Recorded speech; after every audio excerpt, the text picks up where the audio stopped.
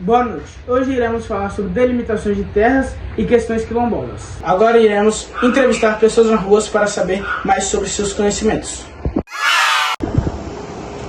Boa noite, eu sou a apresentadora Vitória e hoje eu vou perguntar para as pessoas sobre os quilombolas.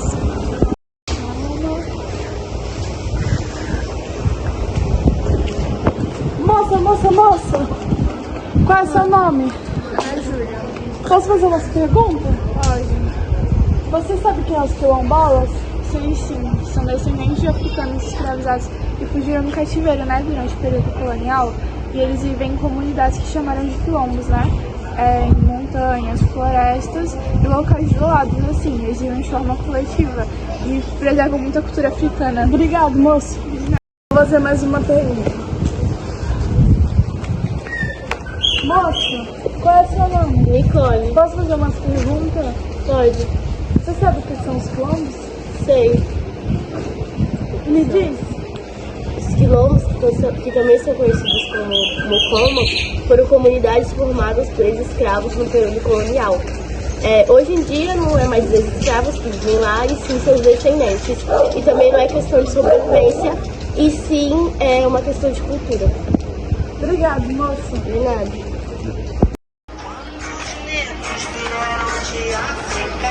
Moço. Oi. Qual é o seu nome? Marcelona. Posso fazer uma pergunta? Pode. Você sabe quando o Poisonous foi existido? Esse parceiro é burro pra cacete, filha. Faz pergunta nenhuma, não. Boca, eu sei sim. Foi entre os séculos XVI e XIX e surgiram como forma de resistência da escravidão, né? E não era abrigo só para os negros primitivos, também era para os brancos pobres e indígenas. Obrigado, moça. Vou fazer mais uma pergunta. Moça. Que é isso?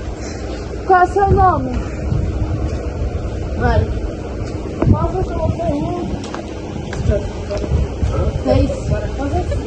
Posso fazer uma pergunta? Que é isso? Você sabe o significado que foi os quilombos para os quilombolas? Não, sei disso não. Você não sabe disso não, moça? Ô, moça! Já que não sabemos a resposta dessa pergunta por conta que a mulher fugiu, nós iremos passar para um especialista. Boa noite, Brasil. Sou Alice, especialista, e hoje eu vou falar sobre os quilombolas. Vou dizer o que significava para eles os quilombos. Os quilombos eram um abrigo essencial, onde eles fugiam dessa crise contra os escravos e tinham paz e alívio longe da violência que viviam. Também era um lugar onde eles praticavam e reviviam as práticas que eles aprenderam na África, claramente com um pouco do que eles aprenderam na América. Mas mesmo nessa vida boa que eles estavam levando, sem ser escravizados, eles ainda pensavam muito nos escravos que ficaram. Por isso, ou eles ajudavam-os a fugir, ou eles juntavam o dinheiro que ganhavam com seus produtos para comprar a liberdade deles. Eu sou a Luana, sou uma especialista. Hoje eu vou explicar sobre qual foi o quilombo mais influente. O quilombo mais influente foi o quilombo dos Palmares, que foi um dos maiores e mais importantes quilombos. Ele foi formado por volta de 1590 e durante o período da colonização constante do Brasil. Ele se estabeleceu na região do Serra da Barriga, que era pertencente ao estado de Alagoas, mas no tempo ficava na capitania de Pernambuco. O nome dele é devido à quantidade de palmeiras, que tinha muitas palmeiras na região, então era esse nome para ele. E o quilombo, no seu auge, contava com mais de 20 mil habitantes. E ele não era uma aldeia, mas sim uma confecção confederada com vários mocumbos. Agora eu vou explicar sobre a resistência dos quilombos. As tentativas de opressão foram que o crescimento do número de quilombos e as muitas fugas de escravizados acabaram gerando medo nos homens de escravo, que criaram a profissão de capitão do mato, que eram homens que eram contratados para capturar os escravos e trazer eles de volta para a escravidão. Mas a reação das comunidades é que os quilombolas, mesmo tendo esses quilombos destruídos, logo faziam outro em seguida, então eles nunca desistiam da sua liberdade. E essa capacidade de sempre voltar sempre mostrava como era uma característica muito presente, né? A resistência no dia a dia deles, na vida deles. Modo de vida. As comunidades quilombolas vivem principalmente da agricultura e da natureza ao redor. Porém, as mudanças climáticas e a seca acabam atrapalhando eles. Também dificultam o acesso à comida. A degradação do ambiente também reduz a biodiversidade e os deixa mais frágeis. Esses problemas colocam em risco o modo de vida tradicional e a sobrevivência nessas comunidades. Acesso à saúde nas comunidades quilombolas. O acesso à saúde lá é muito frágil por conta da falta de estrutura e o isolamento deles. O programa Saúde da Família tenta ajudar, mas ainda faltam muitos profissionais e recursos. Problemas como pouco saneamento e má alimentação acabam contribuindo para muitas doenças. E ainda há pouca assistência médica, é preciso mais apoio e assistência do governo, porque eles são muito largados. Educação nessas comunidades. No Brasil existem mais de 1.200 comunidades quilombolas. Só que as escolas dessas comunidades são muito decadentes. Algumas não têm nenhum banheiro bom para que os alunos usem, também não tem água limpa e nem energia. As escolas ficam longe da casa dos alunos, por isso muitas das vezes atrapalha os estudos deles, né? Porque geralmente tem que faltar, porque pode acontecer qualquer coisa e eles podem não chegar na escola a tempo. Também os professores não sabem explicar e tem uma pouca quantidade de professor. Por isso, as salas geralmente são juntas, então eles botam alunos de um nível maior com alunos de um nível menor. E isso atrapalha muito o estudo deles, né?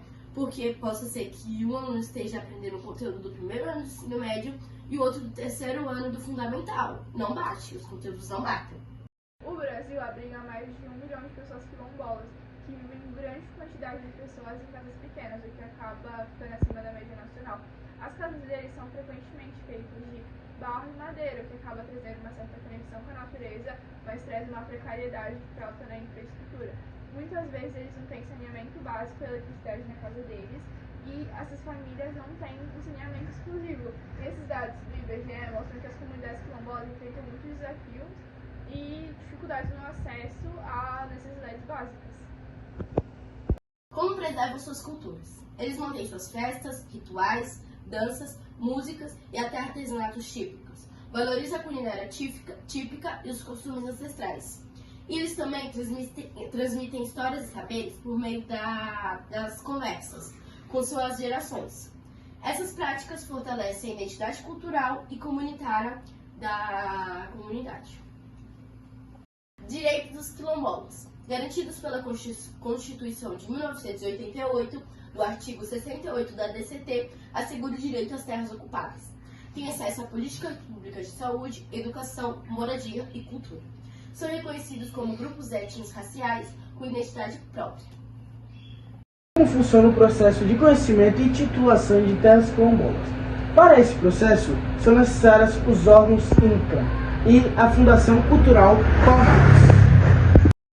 Fundação Cultural Palmares. A função principal da Fundação Palmares é o reconhecimento oficial. Quando uma comunidade se declara quilombola, ela pede a essa fundação uma certidão. Essa certidão é muito importante porque sem ela o INCRA e nem a comunidade pode começar a agir. Também essa certidão, que é tipo um RG, é obrigatória. E também ela prova no papel que a comunidade é realmente uma comunidade quilombola. Também a Fundação Palmares é quem dá o primeiro aval para que o processo da terra comece. Então, sem ela, você não pode começar a trabalhar. Ela também abre as portas, né, para que vocês comecem o seu trabalho. E também é quem ajuda a dar o primeiro passo. E agora sobre a função do INCRA. A principal função do INCRA é dar o título oficial para as terras. Eles instituam por meio de investigação, ele faz os estudos e a delimitação das terras, enviando especialistas, né? E a titulação, depois de confirmar toda a área, o INCRA entrega um título, que é o documento oficial, que vale para toda a comunidade. Então significa que aquele território pertence a toda aquela comunidade. E tem uma regra, de que aquela terra não pode ser tomada deles nunca. Então aquilo ali vai ser uma comunidade quilombola para sempre, vai ser um território quilombola. Quilombo dos Palmares. Ganha Zumba foi o primeiro e grande líder, e chegou a aceitar um polêmico acordo de paz com os portugueses, onde ele abrangia que apenas os quilombos nascidos os quilombolas nascidos nos quilombos fossem livres da escravidão, o que é muito errado. Os Zumbi dos Palmares, sobrinho de Ganga Zumba, assumiu a liderança após seu tio. Ele desafiou o acordo, defendendo a luta armada e a liberdade de todos os escravizados. Então ele não queria que só os que nasceram em quilombos fossem salvos da escravidão.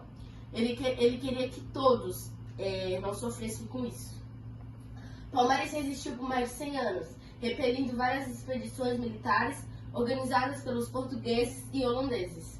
A destruição total aconteceu em janeiro de 1694, quando o governador de Pernambuco contratou o bandeirante Domingos Jorge Velho e suas tropas para meio que atacarem o quilombo dos Palmares. Eles tinham armamentos pesados, incluindo até mesmo canhões. O Zumbi dos Palmares conseguiu fugir, mas no ano seguinte ele foi emboscado, capturado e foi morto. Ele foi morto no dia 20 de novembro de 1695 e ele teve sua cabeça exposta em praça pública em Recife como forma de aviso aos outros escravizados e também para desmentir o mito de sua imortalidade. A data da morte dele é celebrada em homenagem a toda a luta e resistência que ele teve para libertar os escravos e por tudo que ele fez por eles. Boa noite, eu sou o Tigrinho e esse foi o Jornal da Noite. Oi, professor, eu sou a Nicole. Eu e a Ana fizemos uma maquete tentando mostrar um pouco de como é uma comunidade quilombola, como é o lugar que eles moram. E eu vou mostrar pra senhora. Aqui a gente fez um riozinho, as natureza, como árvores, ó, mato. E também fizemos a plantação deles, que eles plantam bastante coisas, né? Como a gente falou já na nossa apresentação. Aqui também tem umas cabanas, casas. E é isso. Ó, ficou bem bonitinha, bem legal. A gente usou material como papelão, esponja de lavar louça, palito de churrasco, também usamos barbante, a gente usou bastante coisa pra fazer ela. Ela ficou bem legal, usamos também papel, ficou bem legal, ficou bem bonitinha, e é isso. Obrigada pela atenção!